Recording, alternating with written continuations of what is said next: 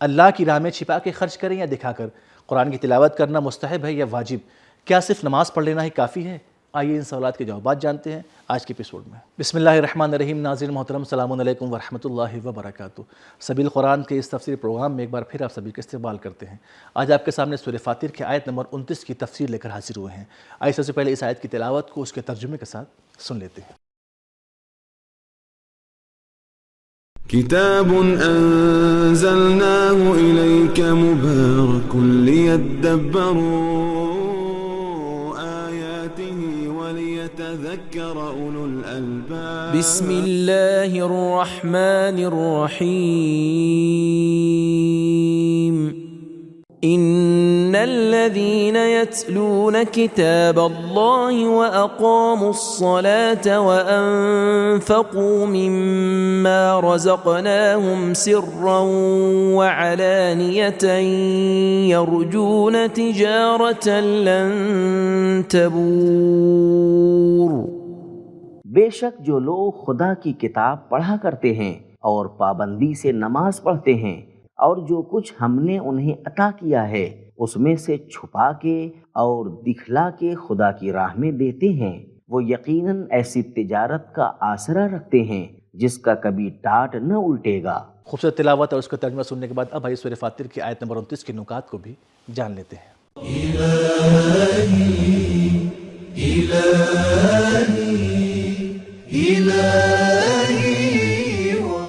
نکات۔ پچھلی آیت میں یہ بات بیان کی گئی ہے کہ اللہ سے صرف علماء ڈرتے ہیں، تو گویا یہ آیت حقیقی علماء کے صفات بیان کر رہی ہے کہ وہ لوگ قرآن سے مانوس ہیں، نماز پڑھنے والے ہیں اور ان کے خرچ کرنے میں خلوص پایا جاتا ہے، کیونکہ دکھلا کر بھی خرچ کرتے ہیں اور چھپا کر بھی۔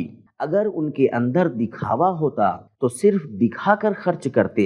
تبور بوار سے بنا ہے جس کا معنی ہے تجارت میں شدید مندی، چونکہ مندی فساد اور نابودی کا سبب بنتی ہے، لہذا ہلاکت کو بھی بوار کہا جاتا ہے۔ پچھلی آیت میں یخش اللہ آیا تھا اور اس آیت میں یرجون آیا ہے۔ جی ہاں، اللہ والے خوف اور امید کے درمیان ہوتے ہیں۔ تفسیر اطیب البیان۔ قرآن مجید میں کئی بار نماز اور قرآن کو ایک ساتھ بیان کیا گیا ہے۔ یتلون کتاب اللہ و اقاموا الصلاۃ، سورہ فاطر آیت نمبر 29۔ اللہ کی کتاب کی تلاوت کرتے ہیں اور نماز قائم کرتے ہیں۔ یمسکون بالکتاب و اقاموا الصلاۃ، سورہ اعراف آیت نمبر 170۔ اللہ کی کتاب سے منسلک رہتے ہیں اور نماز قائم کرتے ہیں۔ اتلو ما اوحی الیک من الکتاب و اقم الصلاۃ، سورہ عنکبوت آیت نمبر 45۔ جس کتاب کی تم پر وحی ہوئی ہے اس کی تلاوت کرو اور نماز قائم کرو۔ اللہ سے تجارت کے امتیازات۔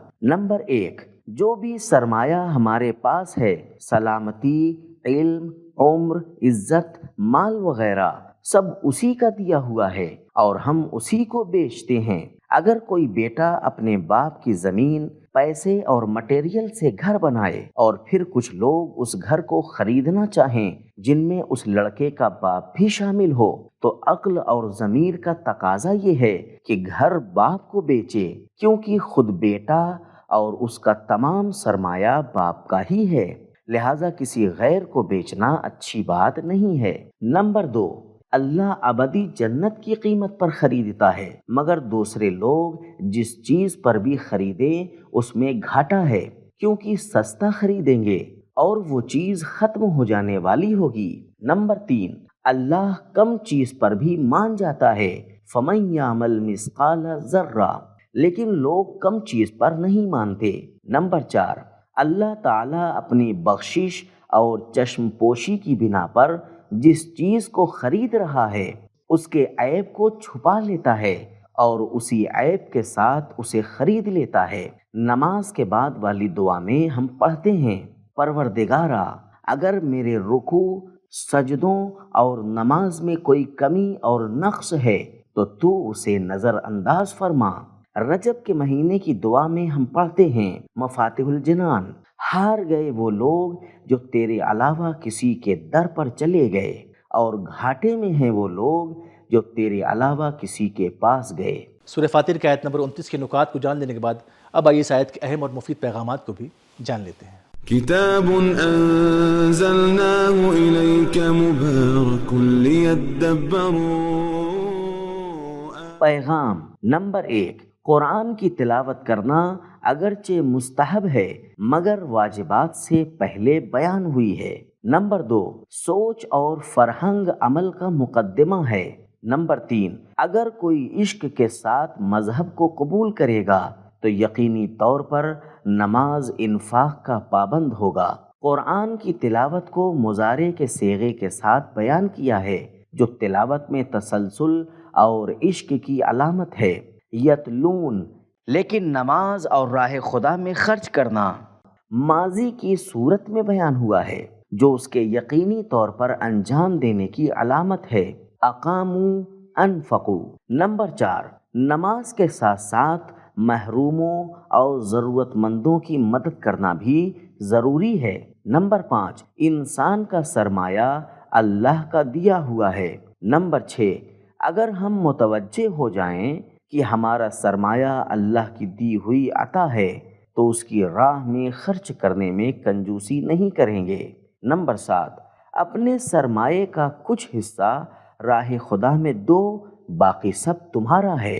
مما رزقناہم، من کا معنی ہے بعض۔ نمبر 8، صرف مال ہی خرچ کرنے والی چیز نہیں ہے بلکہ علم، آبرو اور قدرت کے ذریعے بھی لوگوں کی مدد کرنی چاہیے۔ نمبر 9، دکھا کر بھی خرچ کیا کرو اور چھپا کر بھی۔ چھپا کر خرچ کرنے سے انسان کا خلوص بڑھتا ہے اور دکھا کر خرچ کرنے سے لوگوں کی تشویق ہوتی ہے۔ سرًا وعلانیہ، البتہ چھپا کر خرچ کرنا برتر ہے، اسی لیے اسے پہلے بیان کیا گیا ہے، سرًا وعلانیہ۔ نمبر 10، فکر، عمل اور انفاق کے ساتھ کامیابی کی امید رکھی جائے، ورنہ بغیر عمل کے امید رکھنا صرف وہم و گمان ہے۔